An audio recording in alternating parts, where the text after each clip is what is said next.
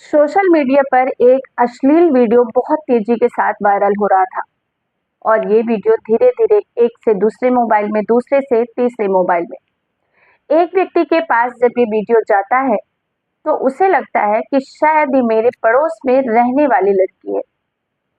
वो उसके घर जाता है और उसकी माँ से जाकर कहता है कि आंटी, एक गंदा वीडियो मेरे मोबाइल में आया है और उसमें ऐसा लग रहा है कि जैसे ये दीदी है अपनी। आंटी कहती है कि मुझे दिखाओ। लड़का उस वीडियो को दिखाता है तो माँ भी देखकर हैरान हो जाती है, क्योंकि उस वीडियो में कोई और नहीं बल्कि उसकी खुद की बेटी होती है। अब बेटी के घर लौटने का इंतजार हो रहा था, तभी बेटी आती है ट्यूशन से और माँ बेटी से कहती है कि बेटा, ये वीडियो देखो, ऐसा लग रहा है जैसे तुम हो इस वीडियो में। क्या तुम ही हो या फिर तुम्हारे जैसे दिखने वाली कोई और लड़की है? लड़की उस वीडियो को देखती है लेकिन कुछ भी नहीं कहती और बिना कुछ कहे घर के अंदर चली जाती है। एक कमरे में अपने आप को बंद कर लेती है। माँ आवाज लगाती रहती है, लेकिन पहले तो बेटी बोलती है मैं ठीक हूँ, मुझे अकेला छोड़ दो।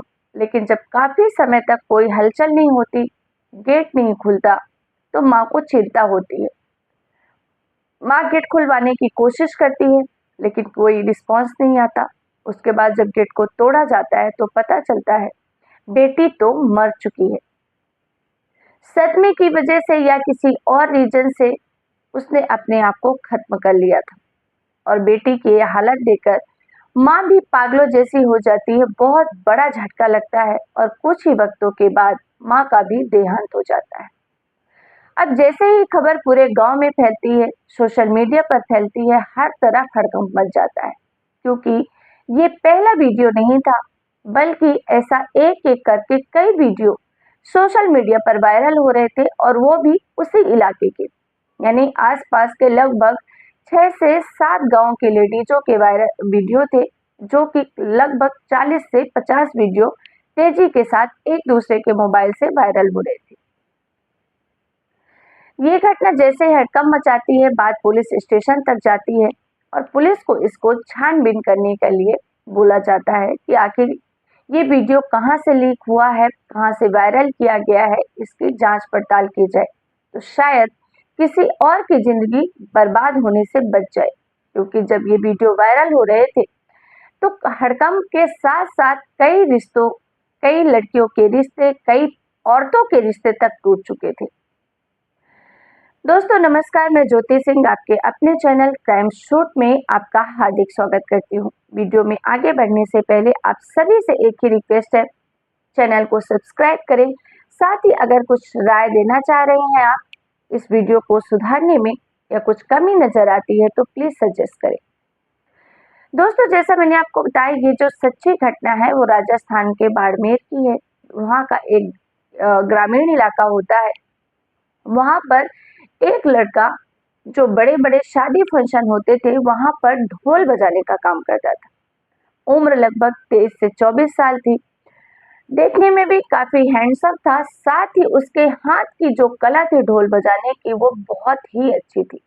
उसका ढोल सुनने के बाद कोई भी उसकी तारीफ किए बिना नहीं रह पाता था। अब ये सिलसिला चल रहा था, हर कोई जहां भी वो ढोल बजाने जाता हर कोई उससे नंबर लेता कि मुझे अपना नंबर दे दो, तुम बहुत अच्छा ढोल बजाते हो, हमारे घर में जब भी कोई फंक्शन होगा या हमें जरूरत पड़ेगी हम आपको जरूर बुलाएंगे। और इस तरीके से जो मुकेश होता है वो दिन ब दिन उसका काम बढ़ता जाता है और साथ ही वो लोगों के बीच में मशहूर भी होने लग जाता है, क्योंकि सब लोग उसको बुलाने लग जाते हैं। ये सिलसिला चल ही रहा था। एक दिन मुकेश कहीं ढोल बजाने गया था, तभी वहां पर एक औरत आती है, उसकी बहुत ज्यादा तारीफ करती है। कहती है तुम दिखने में भी काफी ज्यादा हैंडसम हो, साथ ही जो तुम्हारी कला है ढोल बजाने की उसमें भी बहुत अच्छा माहिर हो। बोलती है मुझे अपना नंबर दे दो। वो नंबर लेती है, घर जाकर उसको मिस कॉल करती है। इधर से जब फोन उठाता है मुकेश तो पूछा जाता है कि बताइए क्या काम था, तो बोलती है नहीं, मैं तो बस नंबर चेक कर रही थी कि ये तुम्हारा नंबर है या किसी और का। थोड़ी हल्की फुल्की बातें होती हैं, फोन रख दिया जाता है। ये पहला दिन था जब इस औरत ने मुकेश ढोल वाले को कॉल किया था। उसके बाद इन दोनों को एक दूसरे से बात करने की आदत हो जाती है। औरत को जब मौका मिलता वो मुकेश को कॉल करती और मुकेश को जब मौका मिलता वो उस औरत को कॉल करता और कॉल करके इनकी बातें शुरू हो गई। बातें करते करते कब ये दोनों एक दूसरे से प्यार करने लग गए या एक दूसरे के साथ एंगेज होने लग गए, किसी को भी इस बात का कोई अंदाजा नहीं था। तभी वीडियो कॉल पर ये दोनों बात करने लग गए। एक दिन जो मुकेश होता है उस औरत से कहता है कि अगर तुम मुझे पसंद करती हो, अगर आप मुझे पसंद करती हो तो मुझे आपसे एक चीज चाहिए। बोलती है क्या है? कहता है कि मुझे आपको बिना कपड़ों के देखना है। आप बहुत ज्यादा खूबसूरत हो, इसलिए मैं चाहता हूँ कि मैं आपको देखूं कि आप बिना कपड़ों के कैसे दिखती हो। पहले तो जो औरत होती है वो मना करती है, थोड़ा नाटक करती है, लेकिन उसके बाद ही जब वो कहता है कि अगर तुमने मेरी विश पूरी नहीं की तो मैं आज से तुमसे बात करना बंद कर दूंगा, क्योंकि तुम्हें तो मेरी कोई परवाह ही नहीं है।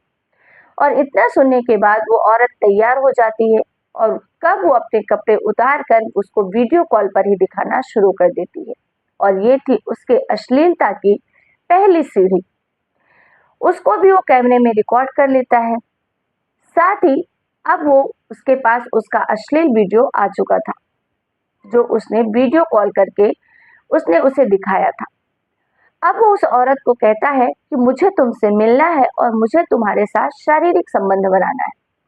औरत पहले मना भी करती है, लेकिन वो उसी का दिखाया गया अश्लील वीडियो जो उसने बिना कपड़ों से अपना शरीर दिखाया था वो उसके मोबाइल में भेज देता है और कहता है कि अगर तुमने नाटक किया, अगर तुमने मना किया तो ये मैं सोशल मीडिया पर वायरल कर दूंगा, साथ ही तुम्हारे घर वालों को भी भेज दूंगा।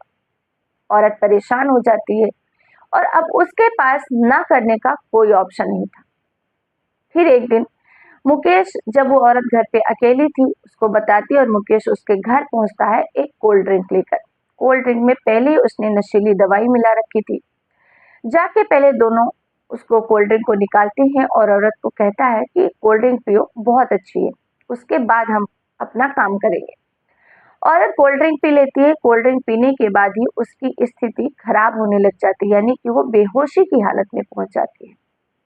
उसके बाद मुकेश उस औरत को बिस्तर पे लिटाता है, उसके एक एक करके सारे कपड़े निकाल देता है और उसके साथ वो हैवानियत करता है, वो उसका बलात्कार करता है, रेप करता है, या यूं कहें कि वो उसकी मर्जी से फिजिकल रिलेशन बनाता है। साथ ही उसने कैमरे को एक ऐसी जगह फिट कर दिया था जहां से सब कुछ रिकॉर्ड हो सके और उसने एक पूरी की पूरी ब्लू फिल्म अपनी और उस औरत की रिकॉर्ड कर ली थी। उसके बाद वो घर आ जाता है और घर आने के बाद वो वीडियो उस औरत के मोबाइल में भेज देता है। औरत बहुत ज्यादा परेशान हो जाती है, लेकिन वो चाह कर भी अब कुछ नहीं कर सकती थी क्योंकि गलती उसकी भी थी। अब मुकेश को जब भी मन करता वो उस औरत से कहता कि मुझे तुम्हारे साथ रिलेशन बनानी है, मेरी इच्छा हो रही है। अब औरत कुछ कर नहीं सकती थी। मुकेश आए दिन उसके घर जाता, जब भी उसे मौका मिलता उसके साथ संबंध बनाता, साथ ही उससे पैसे भी ऐंठता, क्योंकि वो औरत भी एक अमीर घर की थी और साथ ही उसके पास मना करने का कोई ऑप्शन नहीं था। ये था मुकेश का पहला शिकार। ऐसे ही एक दिन वो कहीं ढोल बजा रहा था तो एक लगभग 14 से 15 साल की लड़की उससे आकर्षित हो जाती है, जाकर उसका नंबर लेती है। नंबर लेने के बाद बातचीत का सिलसिला शुरू होता है और कुछ जैसा उसने पहली औरत के साथ किया था, कुछ इसी तरीके से वो इस लड़की के साथ भी करता है और बात फिजिकल रिलेशन तक पहुंच जाती है।